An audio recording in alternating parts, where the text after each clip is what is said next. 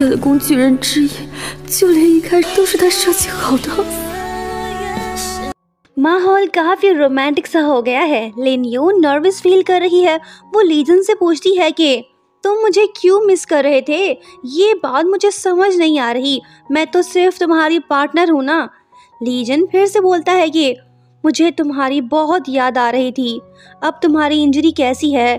लिन्यू बोलती है कि मैं ठीक हूँ। ये सुन वो कहता है कि जब मेरी फ्लाइट स्विट्जरलैंड में उतरी तब मैंने स्टोर से ये स्कार क्रीम बाय किया था। ये काफ़ी इफ़ेक्टिव है, तुम इसे यूज़ करो।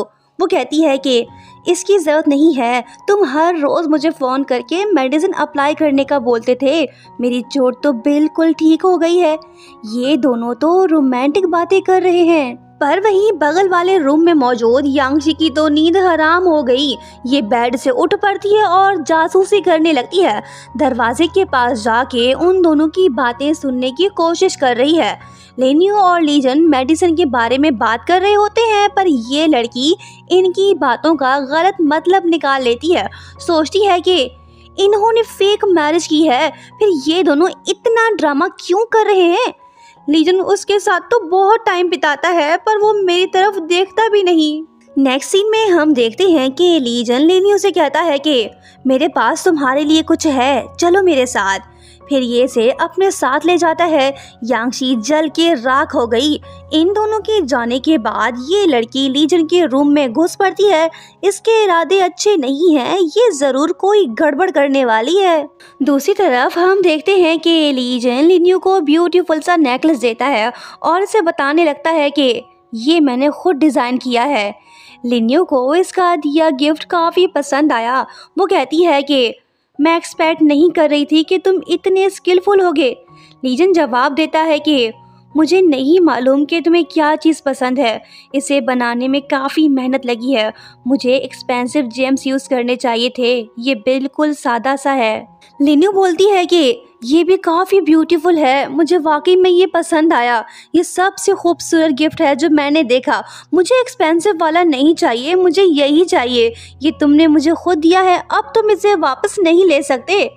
लीजन इसके सर पे हाथ रख के बोलता है कि ठीक है बाबा, मैं वापस नहीं ले रहा।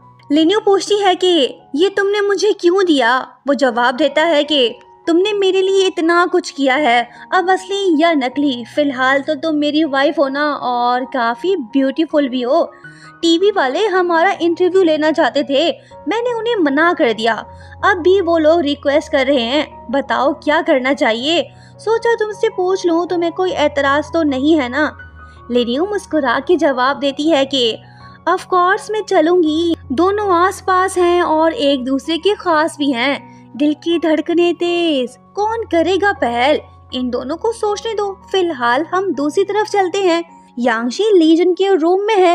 ये सोचती है कि उन दोनों ने कोई कॉन्ट्रैक्ट तो साइन किया होगा, वो डॉक्यूमेंट यही कहीं होना चाहिए। अगर मुझे वो मिल जाए तो फिर उन दोनों को अलग करना आसान होगा। वहीं दूसरी तरफ लीजन लिन्यू को नेकलेस पहनाता है। साफ दिख रहा है कि ये दोनों एक दूसरे को दिल से चाहने लगे हैं। प्यार तो इन्हें हो गया, अब बस एक दूसरे को फीलिंग्स बताने की देर है। पर दूसरी तरफ यांगशी इनकी खुशियों को बर्बाद करने पे तुली हुई है। अरे नहीं, इसे कॉन्ट्रैक्ट मिल गया, इसके हाथ प्रूफ लग गया। ओहो, ये तो अच्छा नहीं हुआ। नेक्स्ट मॉर्निंग होता ये है कि यिंग भागते हुए लिन्यू के पास आके उसे बताने लगती है कि मेरे पास बैड न्यूज़ है। तुम्हारी फेक मैरिज के बारे में सबको पता चल गया है, हर न्यूज़ चैनल में यही खबर चल रही है। ये बात सुनते ही लिन्यू शॉक्ड होती है। इसकी और लीजन की सारी मेहनत यांगशी ने ज़ाया कर दी है।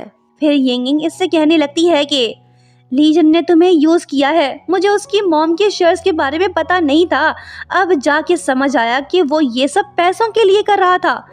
लिन्यू जवाब देती है कि मुझे ये बातें पता थी, वो ऐसा बंदा नहीं है, ज़रूर तुम्हें कोई गलत फहमी हो गई है।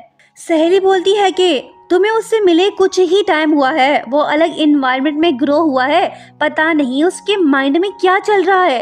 तुम डीपली उससे लव मत कर बैठना, वो बंदा भरोसे के लायक नहीं है। लिन्यू बोलती है कि ऐसी कोई बात नहीं है, मुझे उस पर यकीन है। मैं अब की बार उससे ज़रूर पूछूंगी कि वो मुझे लाइक करता भी है या नहीं। सब पता चल जाएगा।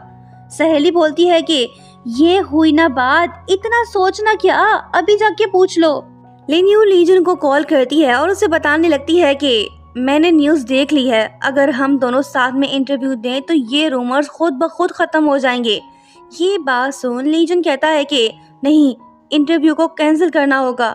लिन यू बोलती है कि ठीक है, जो तुम्हें सही लगे, अगर मेरी ज़रूरत पड़े तो बता देना। वो बोलता है कि ओके।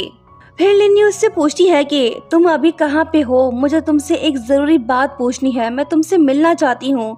लीजन कहता है कि मैं अपने घर पे हूँ, यहाँ से फ्री हो के तुमसे आके मिलता हूँ। फोन कट होने के बाद हम देखते हैं कि डैड तो काफ़ी गुस्सा हैं। वो लीजन से पूछता है कि तुम हमारे साथ कौन सा गेम खेल रहे हो, तुमने फेक मैरिज क्यों की। स्टेप मॉम को मौका मिलता है, ये भी अपने हस्बैंड को भड़काने लगती है, पर वो उससे कहते हैं कि तो चुप कर, ये फाइटिंग शाइटिंग बंद करो, अगर तुम लोग नहीं सुधरे तो मैं सबसे पहले तुझे घर से निकाल दूंगा। स्टेप मॉम की बोलती हुई बंद। लिन यू भी इसी तरफ आ रही है, ये लीजन से मिलना चाहती है, इसे तो यहाँ पे नहीं होना चाहिए। डैड लीजन से पूछते हैं कि सोच समझ के जवाब दो, क्या तुम उस लड़की को सच में अपनी वाइफ बनाना चाहते हो, तुम उससे प्यार करते हो या नहीं। लीजन जवाब देता है कि नहीं, मैंने उसे मजबूर किया, ज़बरदस्ती उससे कॉन्ट्रैक्ट साइन करवाया, मैं उस लड़की से हरगिज़ प्यार नहीं करता, मैंने तो सिर्फ शेयर्स हासिल करने के लिए ये सब किया। अरे नहीं, ये सारी बातें तो लिन यू ने सुन ली है, इसे पता चल ही गया कि लीजन इससे प्यार नहीं करता। लिन यू की सहेली सही बोल रही थी, ये अमीर लोग सिर्फ पैसों से प्यार करते हैं, लोगों से नहीं। बेचारी लिन यू रो रही है, इसका दिल जुड़ने से पहले ही टूट गया।